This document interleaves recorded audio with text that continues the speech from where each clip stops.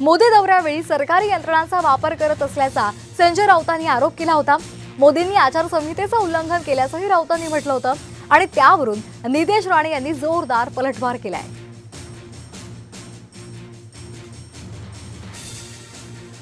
निवडणुकीची जेव्हा घोषणा होते राज्यात किंवा देशात, तेव्हा राज्याचे मुख्यमंत्री फार तर कार्यवाहक मुख्यमंत्री असतात आणि देशाचे प्रधानमंत्री हे कार्यवाहक प्रधानमंत्री असतात।